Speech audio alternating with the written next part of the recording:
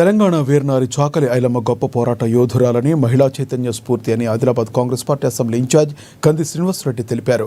శుక్రవారం ఆదిలాబాద్ పట్టణంలోని తన క్యాంపు కార్యాలయం ప్రజాసేవ భవన్లో ఐలమ్మ జయంతి వేడుకలను అత్యంత ఘనంగా నిర్వహించారు. ఆమె చిత్రపటానికి పూలమాలలు వేసి ఘనమైన నివాళులు అర్పించారు.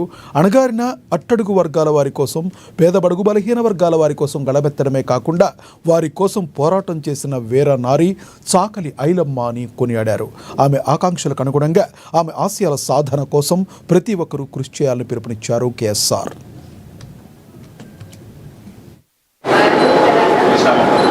తెలంగాణ సాయుధ రైతాంగ పోరాటంలో ఆనాటి నిజాం సర్కారుకు, రజాకార్లకు వ్యతిరేకంగా గొడ్డలి చేతబట్టి, ఆయుధం తుపాకీ చేతబట్టి తెలంగాణ ప్రజల యొక్క, సామాన్య ప్రజల యొక్క ఆకాంక్షగా నిలిచినటువంటి వీరనారి చాకలి ఐలమ్మ జయంతి సందర్భంగా వారికి ఘన నివాళులు అర్పిస్తా ఉన్నాం. వారి ఆశయాల్ని సాధిస్తాం. ఈ రోజు కాంగ్రెస్ ప్రభుత్వ హయాంలో బడుగు బలహీన వర్గాలకు ప్రతీకగా 42% రిజర్వేషన్లను స్థానిక సంస్థల ఎలక్షన్లో ఈ రోజు మనం కాంగ్రెస్ ప్రభుత్వం కల్పించిందంటే వీరనారి చాకలి ఐలమ్మ గారి స్ఫూర్తి, పోరాట పటిమ మనకెంతో స్ఫూర్తిదాయకం. ఆనాడు చాకలి ఐలమ్మ ఒంటరిగా చేసినటువంటి పోరాటం ఈ రోజు లక్షలాది కోట్లాది ప్రజల గొంతుకగా తెలంగాణ సమాజమంతా వీరనారి చాకలి ఐలమ్మ గారి మహత్యం, వారి యొక్క ఘనత ఈనాటి తరాలకు తెలియజేయాల్సినటువంటి అవసరం ఉన్నది. తెలంగాణ సాయుధ రైతాంగ పోరాటంలో రైతులే తుపాకులు బట్టి ఆనాటి బ్రిటిష్ సామ్రాజ్యం, నిజాం సర్కారుకు వ్యతిరేకంగా